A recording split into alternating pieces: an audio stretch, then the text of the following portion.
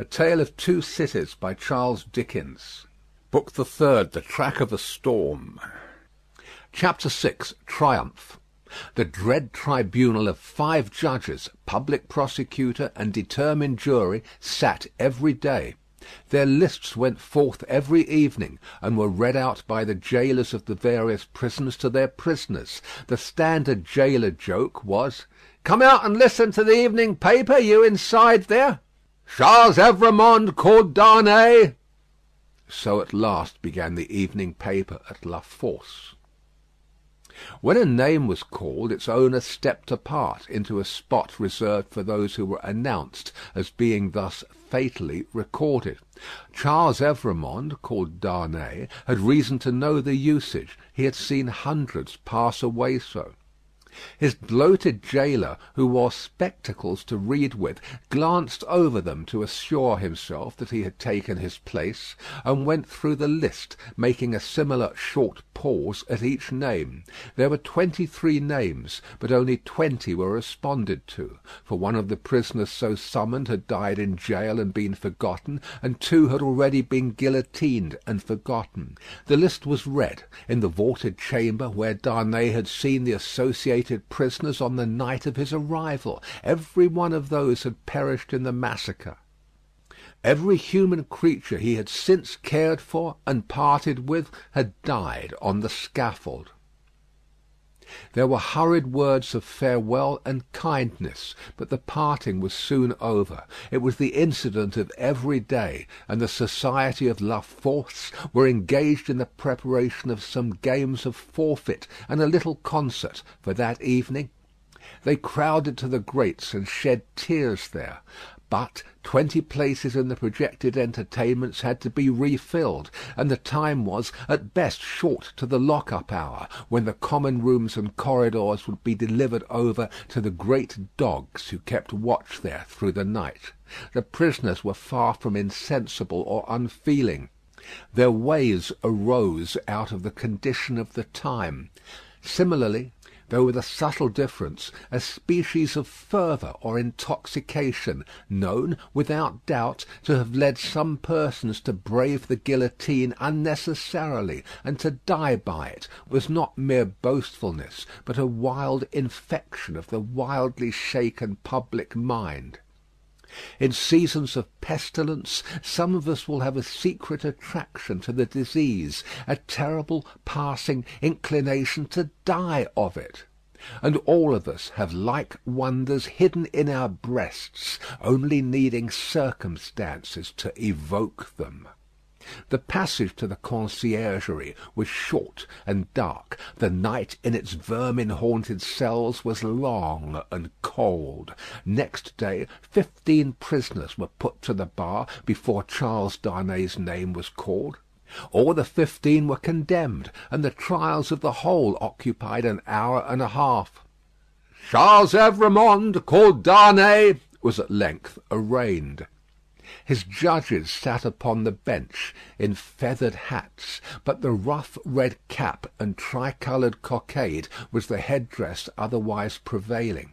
Looking at the jury and the turbulent audience, he might have thought that the usual order of things was reversed, and that the felons were trying the honest men. The lowest, cruellest, and worst populace of a city, never without its quantity of low, cruel, and bad, were the directing spirits of the scene, noisily commenting, applauding, disapproving, anticipating, and precipitating the result without a check.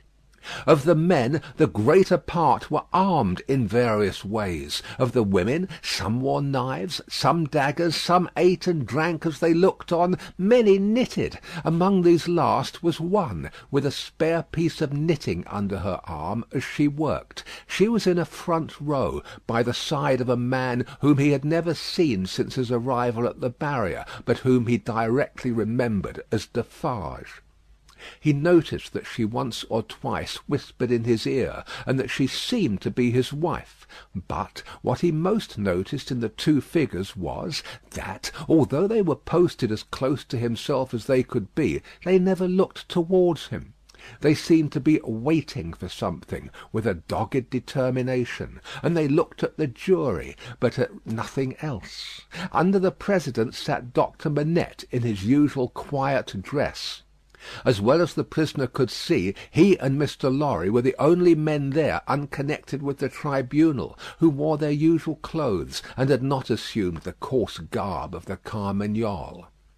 Charles Evrémonde, called Darnay, was accused by the public prosecutor as an emigrant, whose life was forfeit to the Republic, under the decree which banished all emigrants on pain of death. It was nothing that the decree bore date since his return to France. There he was, and there was the decree. He had been taken in France, and his head was demanded. "Take off his head!" cried the audience. "An enemy to the Republic!" The president rang his bell to silence those cries, and asked the prisoner whether it was not true that he had lived many years in England. Undoubtedly it was. Was he not an emigrant then? What did he call himself? Not an emigrant, he hoped, within the sense and spirit of the law. Why not? The president desired to know. Because he had voluntarily relinquished a title that was distasteful to him, and a station that was distasteful to him, and had left his country. He submitted before the word emigrant in the present acceptation by the tribunal was in use, to live by his own industry in England, rather than on the industry of the overladen people of France. What proof had he of this? He handed in the names of two witnesses, Théophile Gabelle and Alexandre Manette. But he had married in England, the president reminded him. True, but not an Englishwoman. A citizeness of France? Yes, by birth. Her name and family? Lucie Manette, only daughter of Doctor Manette, the good physician who sits there. This answer had a happy effect upon the audience. Cries in exaltation of the well-known good physician rent the hall. So capriciously were the people moved that tears immediately rolled down several ferocious countenances which had been glaring at the prisoner a moment before, as if with impatience to pluck him out into the streets and kill him. On these few steps of his dangerous way, Charles Darnay had set his foot according to Doctor Manette's reiterated instructions. The same cautious counsel directed every step that lay before him, and had prepared every inch of his road. The president asked why had he returned to France when he did, and not sooner.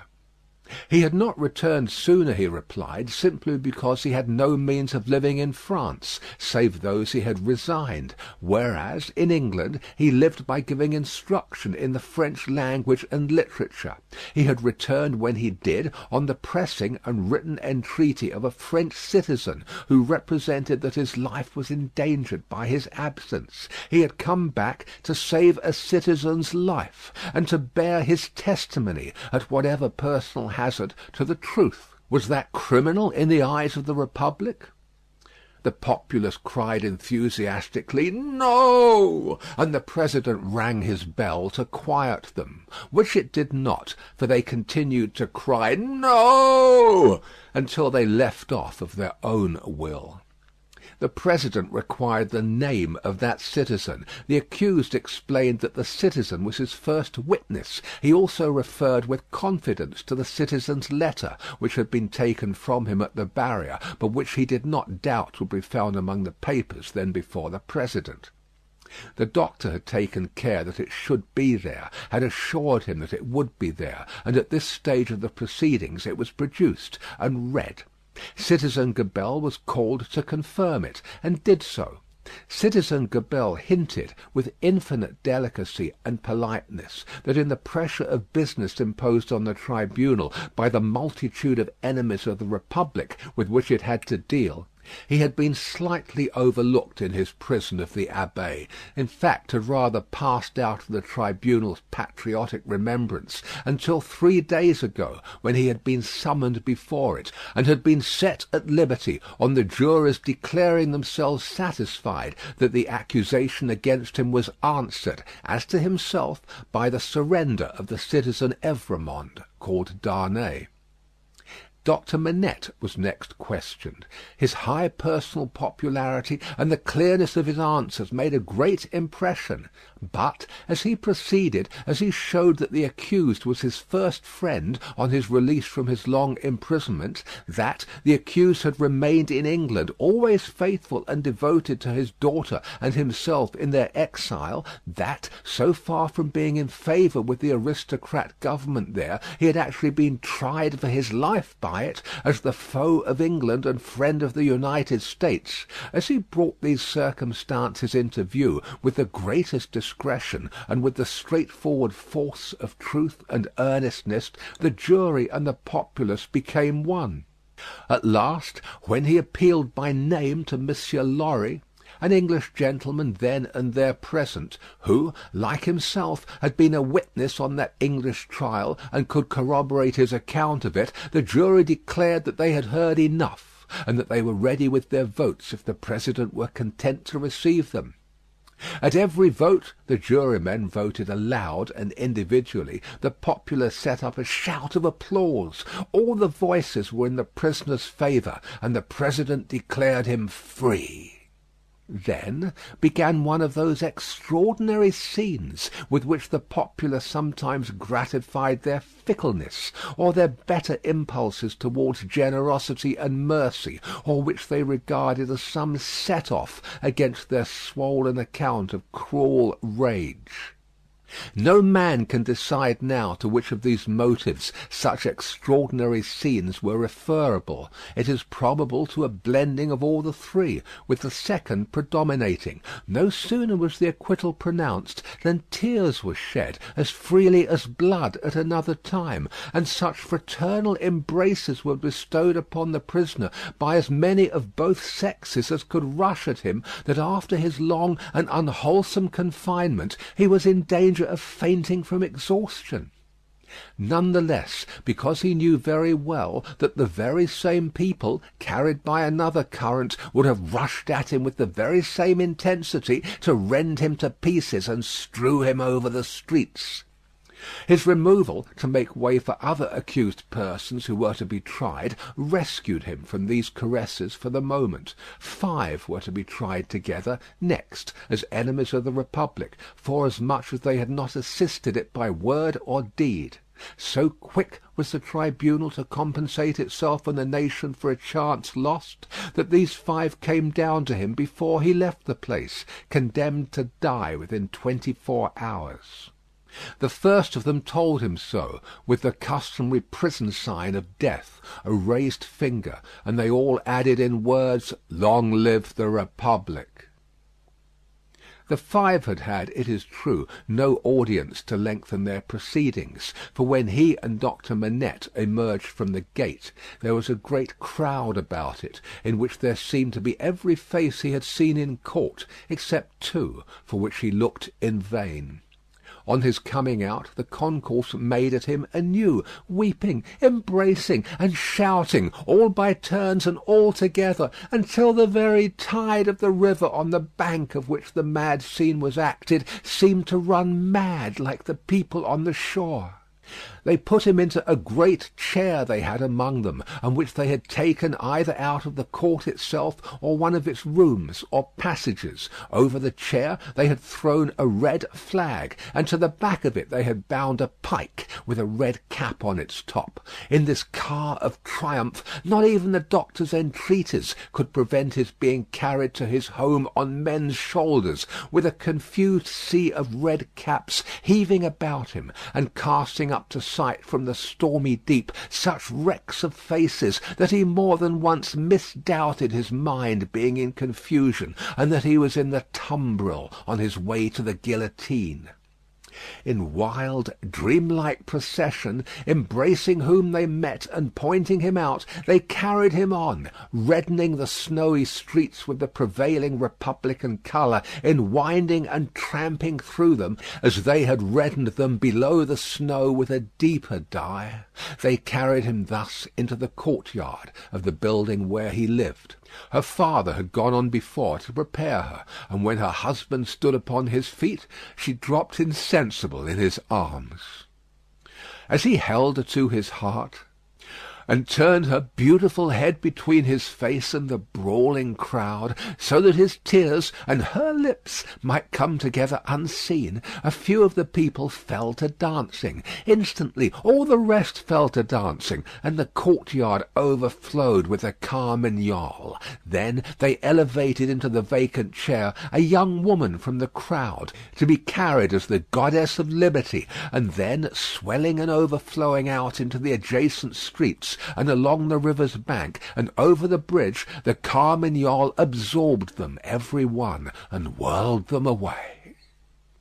After grasping the doctor's hand as he stood victorious and proud before him, after grasping the hand of Mr. Lorry, who came panting and breathless from his struggle against the water-spout of the carmagnole, after kissing little Lucy, who was lifted up to clasp her arms around his neck, and after embracing the ever-zealous and faithful Pross, who lifted her, he took his wife in his arms and carried her up to their rooms. "Lucy, my own, I am safe. Oh, dearest Charles, let me thank God for this on my knees, as I have prayed to him." They all reverently bowed their heads and hearts. When she was again in his arms, he said to her, "And now speak to your father, dearest. No other man in all this France could have done what he has done for me."